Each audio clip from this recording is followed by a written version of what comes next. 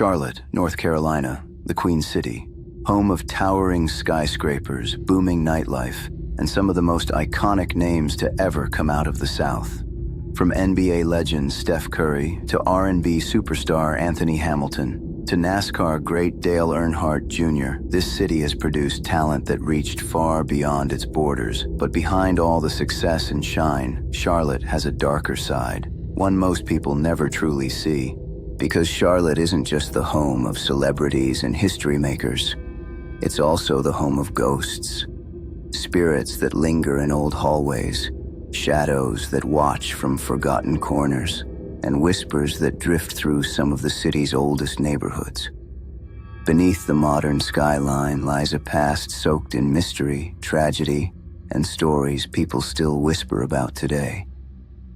If you stumbled in here without watching Part 1, go check that out first.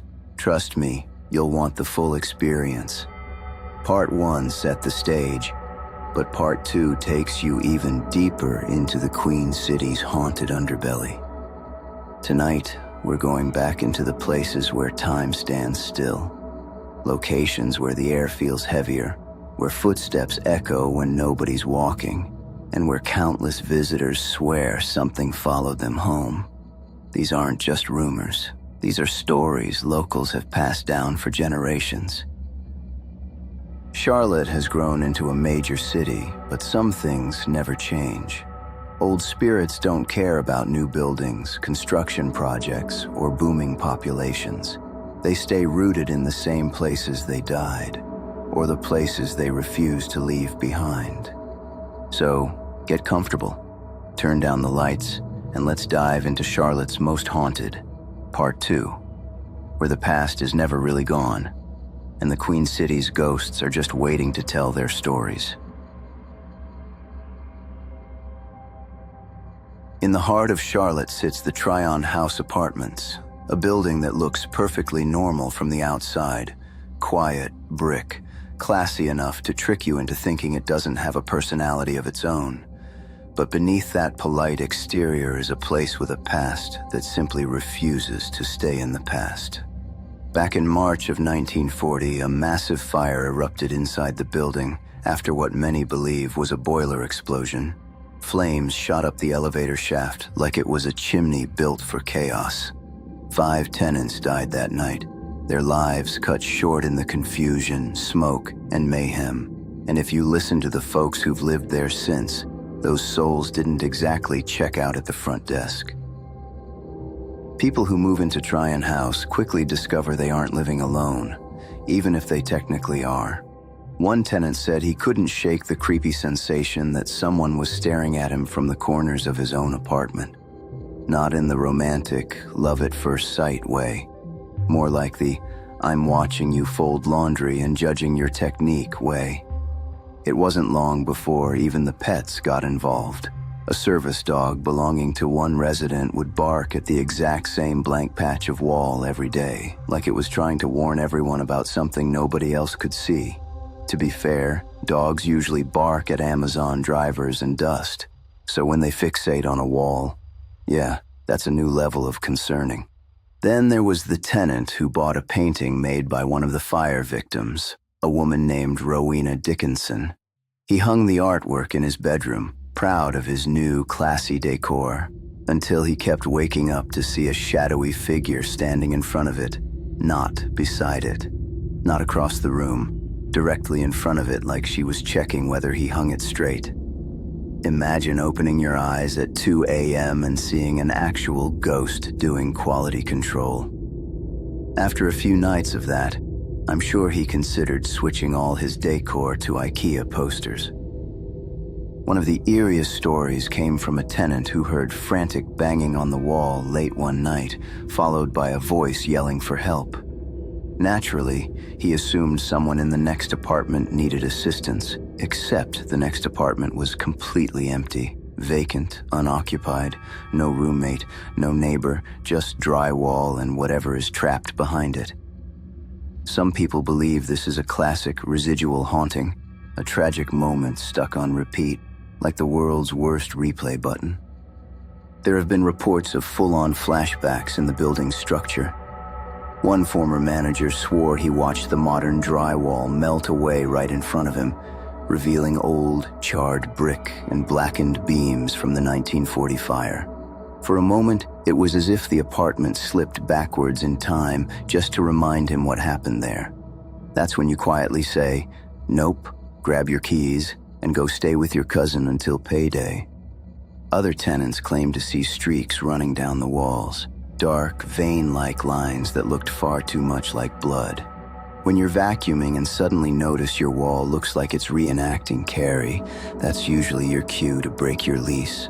One resident moved out so fast it probably left ghosts confused at the sudden lack of company. Still, despite everything, the building keeps its charm.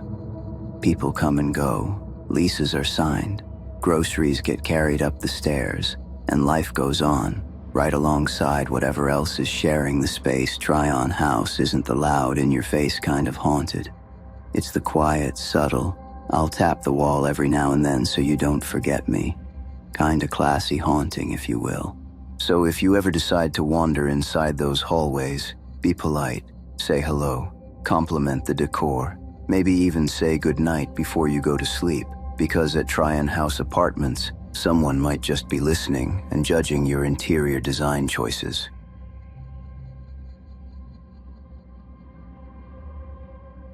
Kennedy's Premium Bar and Grill in Charlotte looked like the kind of place where you'd go for a good burger, a cold drink, and maybe a live band. Not somewhere you'd expect to share the dining room with a ghost, but that's exactly what locals started whispering about. Before it was a bar, the building was originally an old farmhouse, the kind with creaky floors that never quite stop settling and walls that probably know too many secrets. Over the decades, restaurant after restaurant tried to set up shop there, and each one failed in suspiciously similar ways. Weird noises, sudden cold spots, and employees quitting because I'm not fighting a ghost over minimum wage. People who've worked there swear the place has a personality all its own. They'd mop floors after closing and hear footsteps walking across rooms that were supposed to be empty. Doors opened on their own, like the building had an open-door policy for spirits only. Radios flipped on and off without warning, which is rude because if a ghost is going to control the music, the least it could do is pick a good playlist. One bartender even claimed the lights would flicker whenever someone talked about tearing the place down. Apparently, the ghost didn't like renovation plans. The most famous spirit in the building is a woman in a long white nightgown who wanders the hallways like she's doing a slow, dramatic music video walk. People have seen her glide past mirrors or vanish into rooms that weren't open to customers. One worker stayed late one night and went into the bathroom only to see a woman standing in the corner, until she realized she was the only living woman in the building at the time. Ghosts normally respect bathroom privacy, but this one must have missed that lesson. Locals started calling the string of failed restaurants the Caswell Curse, since the building sits on North Caswell Road. It became a running joke in the neighborhood. Someone would open a new restaurant there, and folks would be like, "Bless your heart, you'll last 6 months."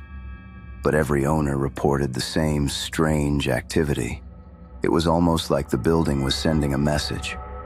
Don't get comfortable, I already have tenants, and they don't pay rent. Paranormal investigators eventually came through with their ghost hunting gadgets. The kind that beep dramatically just to make people feel like something's happening. One investigator said he heard a woman sigh somewhere upstairs, while a news reporter standing next to him heard absolutely nothing. So either the ghost was selective with who she performed for, or the reporter's ears had simply clocked out for the night. Either way, the investigators left convinced something was roaming around the place. Nobody knows exactly who the ghosts are. Some say they're the original owners of the farmhouse who just never left. Others think it's the spirits of former employees or maybe the frustrated owners of every restaurant that failed there. Honestly, it might just be the building itself. Some places have good energy. Some places have bad energy. And some places have energy that says, "I'll turn your lights off if you annoy me." But whether or not the stories are true, the atmosphere made Kennedy's one of Charlotte's favorite haunted hangouts. Patrons loved telling the story of the ghostly woman in white or the footsteps that followed people down hallways. Even people who didn't believe in ghosts still admitted the building felt like someone or something was always watching. Which, is great for business if you're selling burgers and beer, not so great if you're closing alone at 2 a.m. And the best part? The hauntings were never dangerous, just mischievous enough to keep things interesting. Imagine raising your glass for a toast and the lights flicker like a ghost is clinking glasses with you, or hearing footsteps behind you, turning around and seeing no one except a bar stool that definitely wasn't that close a moment ago. Whether the spirits were lonely, bored, or just looking for a good happy hour, Kennedy's became the kind of place where you didn't just grab a meal, you also got a story. And in Charlotte's haunted scene, that's worth more than any appetizer special.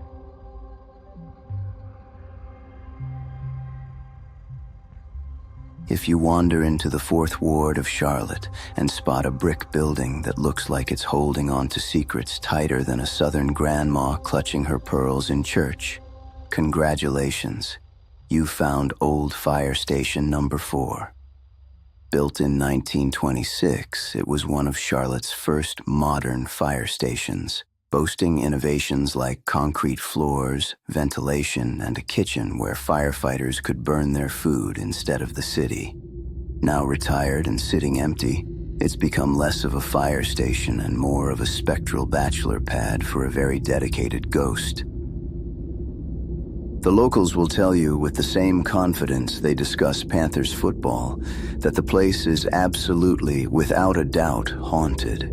And the star of the show, firefighter Pruitt L. Black, the ghostly MVP of Old Number 4. Pruitt, who worked here in the early 1930s, died tragically after getting tangled in his bunker pants while trying to slide down the pole for a fire call.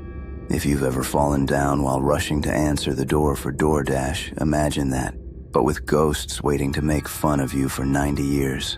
Ever since Pruitt's passing, people inside the building have reported the unmistakable smell of cigar smoke. Not somebody just lit one smoke, but old school vintage 1930s. I make my own rules. Cigar smoke. Considering smoking hasn't been allowed in there for decades, that's either paranormal activity or someone is hiding a grandpa in the ceiling tiles. One man was so creeped out by the smell and the feeling of being watched that he literally walked off the job and never came back. Didn't even return for his stuff. Pruitt said boo, and that man said bye. But Pruitt doesn't just vape supernatural tobacco into the ether. Oh no, he shows up. When the building was an antique store in the late 90s, the owner began noticing things shifting around on their own. Tools moved, display items mysteriously rearranged, and the air smelled like a firehouse poker night. Then one day, the owner watched a full-bodied man in a yellow parka stroll through the showroom and walk straight into a wall like he was late for a ghost meeting. The owner closed the shop early that day. Shockingly, eventually, the antiques dealer got used to his cigar-smoking roommate and even made him a little firefighter-themed display with equipment from the 1930s. Pruitt apparently loved it. Maybe too much, because he took it upon himself to rearrange the exhibit nightly. Honestly, if your haunting includes interior decorating, you're doing better than half of HGTV. Another time, an electrician upstairs saw a man walking toward the barracks and followed him, assuming he was a customer or an employee. But halfway down the hall, the man vanished into thin air like he had an appointment in the afterlife. The electrician refused to return, probably citing, "I'm an electrician, not a ghost chaser," in his resignation letter. Whether Old Fire Station Number 4 was an antique shop, museum, or digital art workspace, every new tenant had the same recurring experiences. The smoke, the footsteps, the flickers of movement, the watching presence, and the sudden realization that they were sharing the space with someone who had been dead since the FDR administration. Even after the building closed permanently, locals still report activity from outside its windows. Lights flickering, silhouettes moving, the faint smell of cigars drifting onto the sidewalk like a ghostly, "Hey, y'all." Today, the building sits empty, waiting for someone brave or oblivious enough to buy it. And whenever that day comes, you can bet Pruitt L. Black will still be there, pacing the second floor, watching the fire pole he never got to slide down properly, and smoking cigars like they're still 10 cents a pack. In a city full of ghosts, legends, and eerie southern charm, he remains one of Charlotte's most famous permanent residents. And whether he scares you or just rearranges your furniture, he's definitely not leaving anytime soon.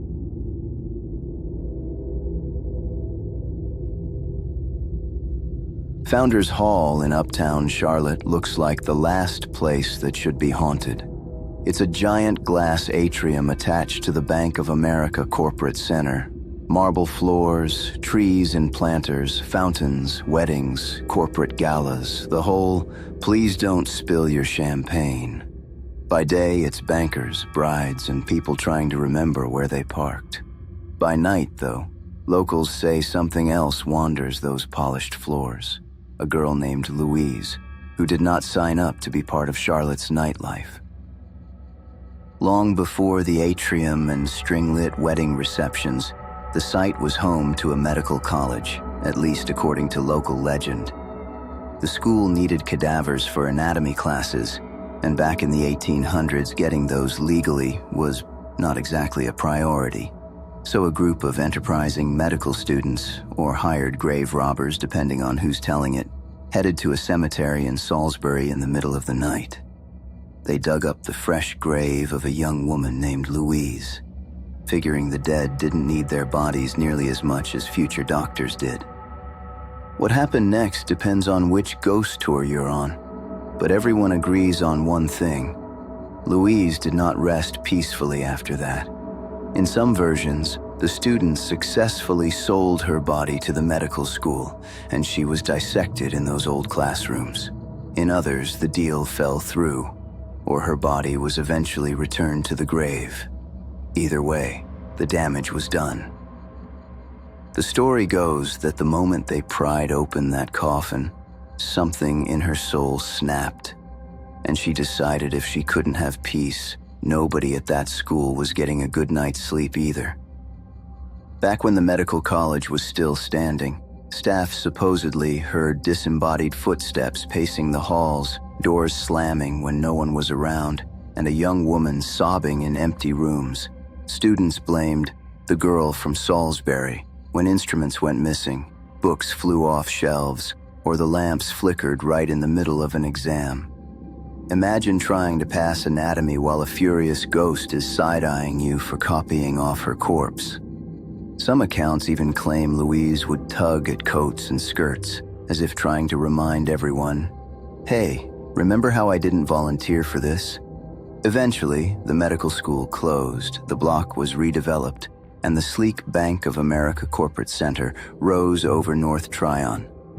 Founders Hall became a vaulted, glass-roofed atrium with retail, restaurants, and event space.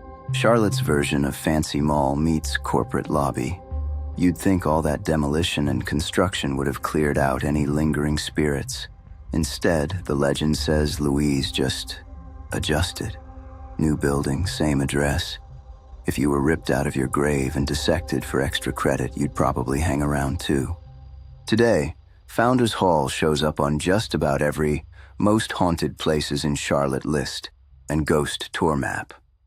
Guides love to stop outside, point up at the glass, and tell the story of the girl whose body was stolen for science and whose spirit supposedly got stuck in the new atrium. City workers and security guards have reported the usual paranormal greatest hits: flickering lights, cold spots in a climate-controlled space, and the sound of a girl's footsteps or soft crying when the hall is locked and empty. Some say they've seen a figure at the top of the stairs or along the balcony. a young woman in old-fashioned clothes who vanishes as soon as anyone walks toward her. One popular story says that during a late-night corporate event, staff heard a child-sized laugh echo through the atrium after midnight. No kids on the guest list, no kids in the building. Another tale has a security guard reviewing camera footage and spotting a small figure standing alone near the fountain. He rushed down to check, found nobody there, and when he rewound the footage, she was gone from the recording too. Either the cameras glitched, or Louise decided she doesn't do video appearances without a contract. Some locals claim disembodied screams sometimes echo through the space on certain nights, especially around full moons, like she's still protesting her after-death enrollment in Med School 101. The funniest part is the contrast between vibe and legend. By day, couples tour Founders Hall for weddings, talking about floral arrangements and first dance songs. By night, ghost tours stand on the same marble floors talking about a grave-robbed corpse that will not let it go. Imagine Louise watching a reception, cake cutting, DJ yelling, "Everybody get on the dance floor," and she's just in the corner like, "Cool, but also, my body was stolen?"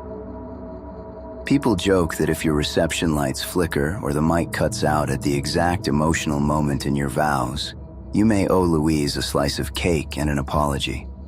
Whether you believe in ghosts or not, Founders Hall sits at that perfect crossroads of Charlotte history. Shiny corporate skyscraper on top, whispered 19th century body-snatching horror story underneath. Officially, it's a premier event venue with a glass ceiling and a fountain. Unofficially, it's the place where a medical school, a stolen body, and a very annoyed spirit merged into one of the city's favorite ghost stories. So next time you're walking through Uptown and you feel a chill under that massive glass roof, or you hear faint footsteps behind you when nobody's there, don't panic. It might just be Louise, still making sure Charlotte never forgets what was done to her. If you've ever strolled through Charlotte's Myers Park neighborhood, the land of perfectly manicured lawns, porches bigger than most apartments, and houses so fancy you feel underdressed, even in a hoodie, you may have passed a white-columned beauty hiding more history and maybe a few ghosts than the locals like to admit. That grand old home is the Duke Mansion, a 1915 Southern estate built by textile tycoon James Buchanan Duke. Yes, that Duke, the Duke Power Duke, the Duke University Duke, the I have more money than your entire neighborhood combined Duke.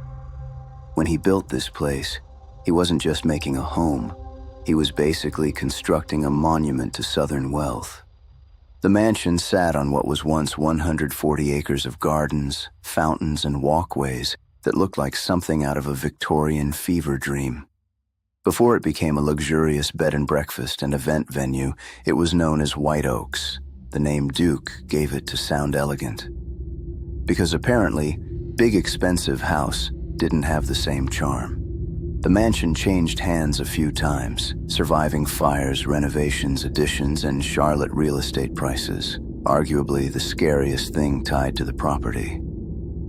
After Duke's death, the mansion became home to several notable residents, including political powerhouses and wealthy socialites who acted like Myers Park was the center of the universe. For a while, it even became a school for girls. Imagine going to math class in a mansion like this. I would have paid a lot more attention if every pop quiz came with the possibility of a ghost sighting in the hallway. Of course, once you have a century-old mansion filled with historic charm, dramatic personalities, and enough old furniture to start a museum, the ghosts are practically inevitable. Locals claim the Duke Mansion has its fair share of supernatural residents, perhaps even more than the living ones staying overnight. And let's be honest, if you were a wealthy 1920s socialite, would you leave a mansion this nice after death? Exactly. One of the most well-known spirits is said to be James B. Duke himself. Some guests claim they've seen a distinguished gentleman wandering the hallways late at night, dressed in old-fashioned clothes and inspecting rooms like he's checking on his investment. Imagine waking up at 3 a.m., seeing an apparition pacing at the foot of your bed, and your first thought is, dang, even ghosts do property inspections in Charlotte. But Duke isn't the only one said to lurk around. A mysterious female spirit is often reported in the gardens, especially near the pergola area. Guests say she wears an old southern gown and moves quietly among the flowers. Some think she's a former resident, others think she's a guest who just refused to check out. Personally, I think she's just waiting on someone to water the plants properly. Ghost or not, a southern woman will not tolerate a neglected garden. Inside the mansion, visitors have reported the classic haunting starter pack. Footsteps when no one's walking, whispers in empty hallways, cold spots drifting like ghosts forgot to pay the heating bill, and doors that open on their own. Staff members have admitted to hearing laughter from rooms that are supposed to be empty, which is extra creepy because it's not happy children giggling. It's, I just heard that from the dead-end hallway behind the linen closet. One former guest swore that their lights kept turning on and off throughout the night, as if someone invisible couldn't make up their mind. They eventually said, "Fine, you win," rolled over, and went to sleep. That's the level of exhaustion you reach when the ghost activity is not worth getting out of bed for. Others say they've seen shadows move across the walls even when no one else was around. Some shadows are tall, some are short, and occasionally one looks like someone wearing a hat. I don't know about you, but if I see a shadow with a hat indoors at night, I'm not sticking around to see if it tips it politely or starts floating toward me. One of the creepiest recurring stories involves strange knocks on doors during the early morning hours. Knock, knock, knock. But when guests or staff open the door, nobody is there. Not even a raccoon pretending to be a guest, which is surprising because this is North Carolina. Whatever is knocking seems to be reenacting its own version of room service, except it forgets to bring the breakfast. And of course, what's a haunted mansion without the occasional full-body apparition gliding across the grand staircase? Several people have reported seeing figures move from the top of the stairs to the bottom, vanishing halfway through. One bride taking wedding photos claimed she saw a shadowy woman watching her from the landing. Honestly, that's bold of the ghost. Everyone knows weddings are drama, even in the afterlife. Even with its spooky stories, the Duke Mansion is still one of the most beautiful, elegant places in Charlotte. Weddings, events, romantic getaways, people come here for the charm and the history. The ghosts just come for the free entertainment, and honestly, they're doing a great job keeping the place interesting. After all, nothing spices up a luxury weekend stay like the possibility of waking up to a millionaire ghost checking your thermostat. So whether you visit for the history, the gardens, or the chance to meet a polite southern spirit wandering the halls, the Duke Mansion has earned its spot on Charlotte's list of historic haunts. Take a tour, book a stay, or just walk the grounds, but don't be surprised if something unseen walks right along with you. Ghosts like beautiful real estate, too.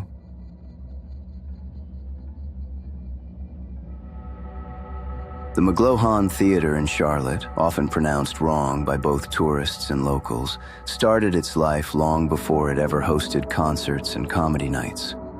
Back in 1909, it was the first Baptist church, complete with stained glass windows, a dramatic Byzantine dome, and pews that almost certainly witnessed more than a few sleeping church members pretending to pray. For decades, it was a beloved place of worship, the kind of building that automatically looks haunted the moment the lights dim and someone mentions the word spirit. By the 1970s, the congregation moved to a newer location, leaving this beautiful building heartbreakingly empty. For a while, Charlotte considered tearing it down, because that's just what cities do when something historic is in the way of a potential parking deck. But Charlotte residents said, absolutely not, and saved it.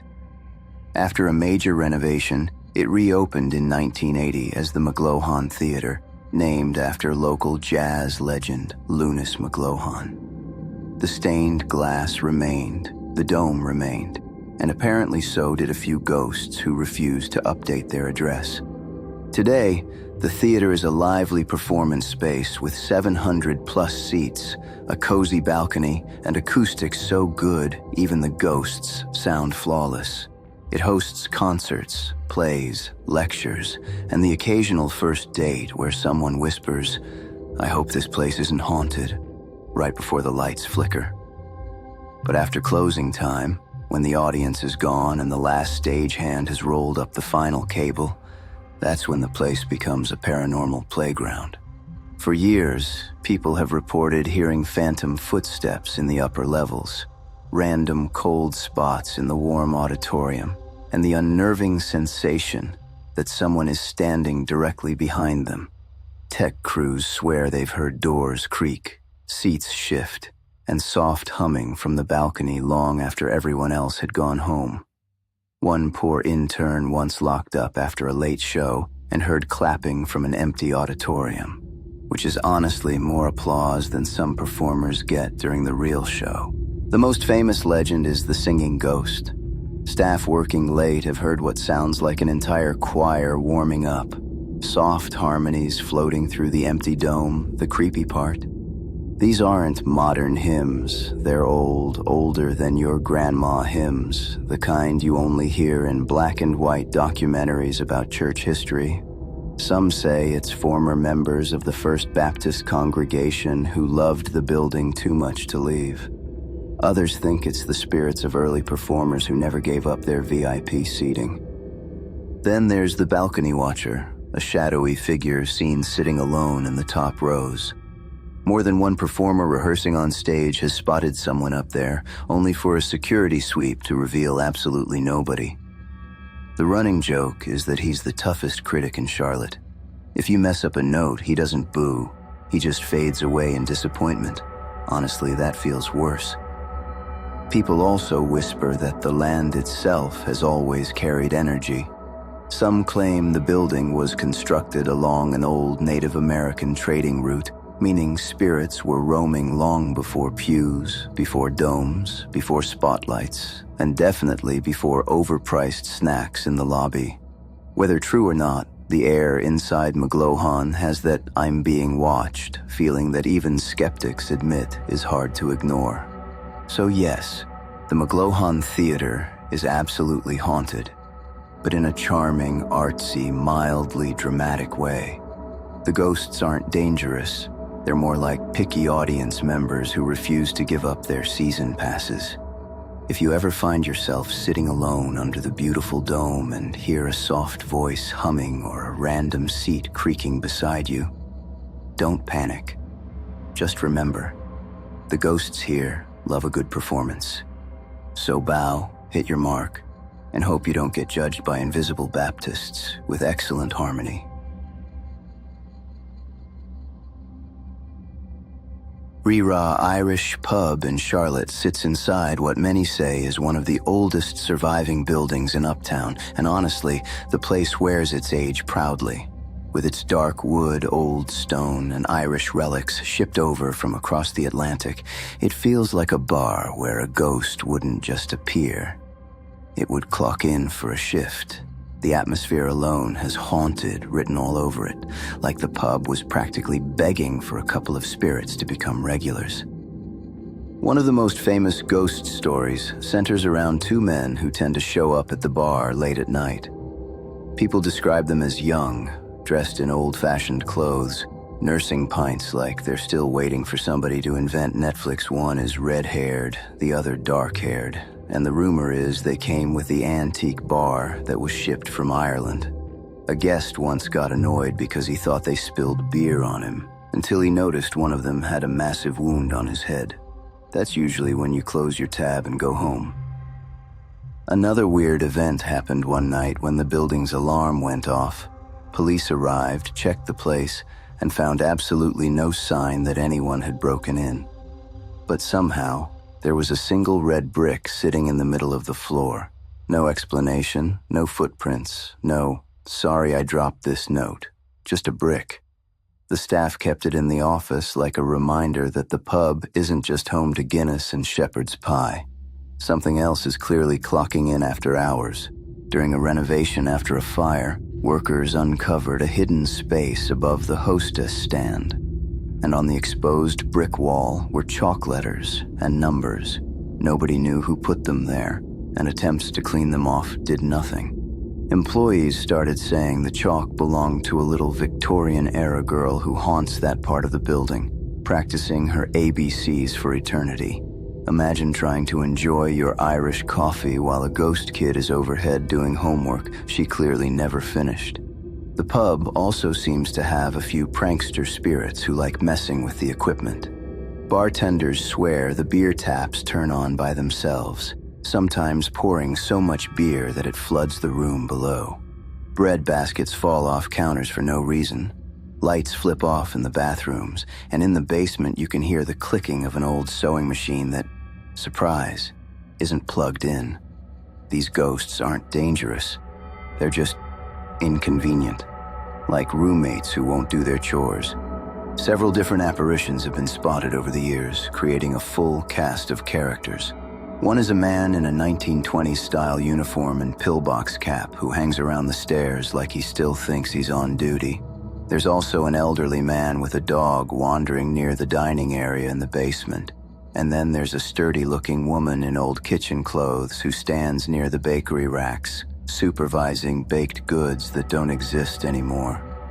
It's like a haunted workplace where everyone still insists they're on the clock. Staff say the pub is a frequent stop for ghost tours, and honestly, the ghosts seem to enjoy the attention. Shadows move where they shouldn't, glasses shatter on their own, and sometimes footsteps echo through the place when the building is empty. Even employees who didn't believe in ghosts at first start reconsidering after closing up at night with something breathing down their neck that definitely isn't on payroll. Despite the spooky activity, the ghosts at Re-Ra are known for being more mischievous than mean. The bartenders joke that the spirits just like messing with things or reminding everyone that they were here first. They don't harm anyone, unless you count jump scares, wasted beer, or the general feeling that someone is staring at you while you're trying to eat your fish and chips. So if you ever stop by Re-Ra for a pint, don't be surprised if you feel a tap on your shoulder, hear a child whisper the alphabet, or spot two old-timey lads having the time of their afterlife at the bar. At this place, ghosts aren't just part of the ambiance. They might be your drinking buddies.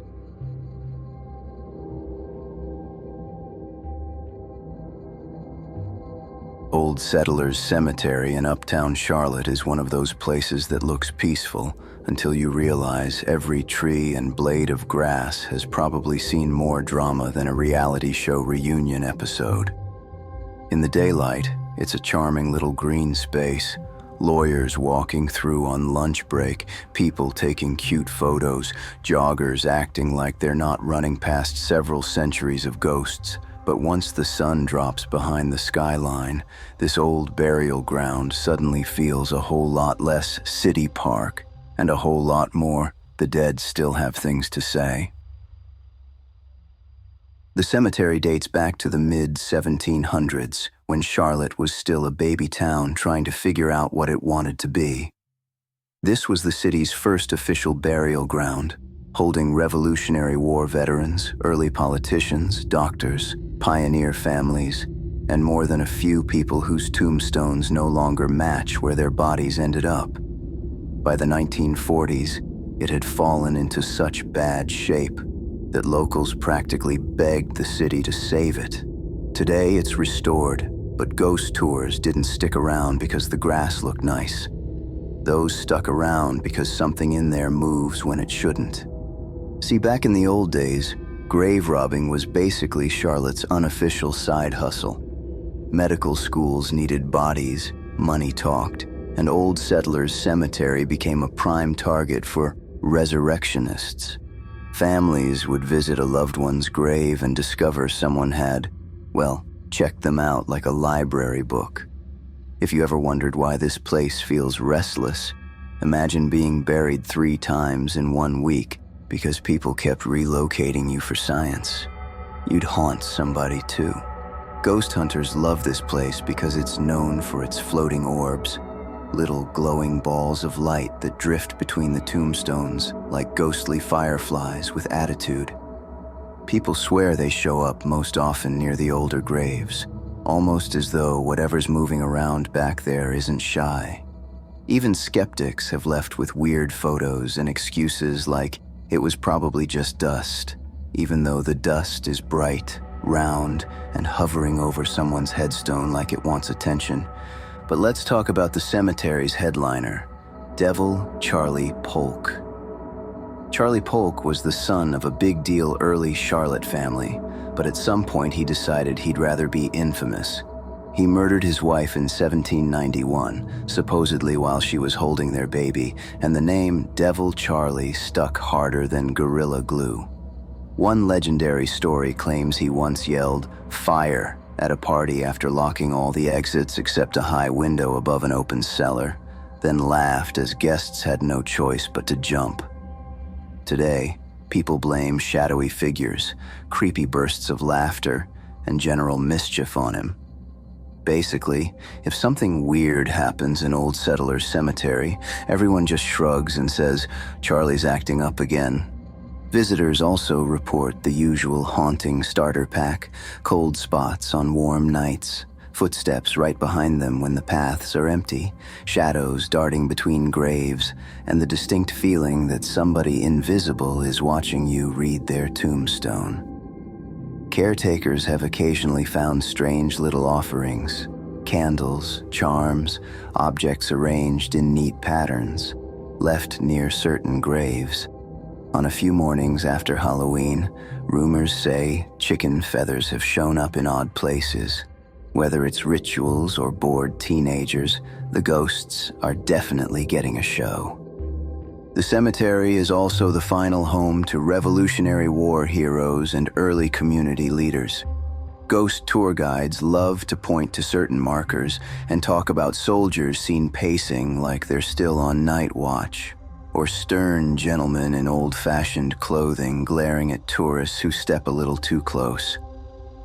Whether these stories are true or just legends that got really good PR, people walking through after dark often feel something, like the air gets heavier or the silence suddenly has a heartbeat. So if you wander into Old Settlers Cemetery one evening, enjoy the scenery but don't get too comfortable. Keep an eye on the corners of your vision. Don't whistle. Apparently that's an invitation the local ghosts take seriously. And if you hear laughter when nobody's around, don't panic. Just assume Devil Charlie thinks you're funny. And when you finally step back out onto the busy streets of Uptown, you'll swear the city feels a little different, like you didn't entirely walk out alone. All right, y'all. That wraps up part 2 of Charlotte's most haunted places. If you made it all the way to the end, you're officially brave enough to walk past a dark hallway in your own house tonight, without turning on every light like you pay the electric bill confidently. Charlotte did not disappoint. From ghosts in old mills to spirits minding their business in cemeteries, this city is full of history, hauntings, and way too many places I would not be caught alone after midnight. But listen, we're not stopping here. Our next stop is Arizona, where the ghosts don't just haunt. They haunt you in 115-degree weather.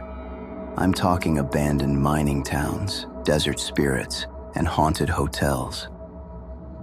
I'm excited for this one because Arizona has that perfect mix of creepy and scenic. Like one minute you're looking at a beautiful canyon sunset, the next minute you hear whispering behind you and realize it wasn't the wind, it was a cowboy ghost telling you to leave his land. Respectfully, sir, I'm just trying to vlog. So make sure you hit that like button, subscribe, and drop a comment. And if you've ever been to a haunted place in Charlotte that I missed, let me know.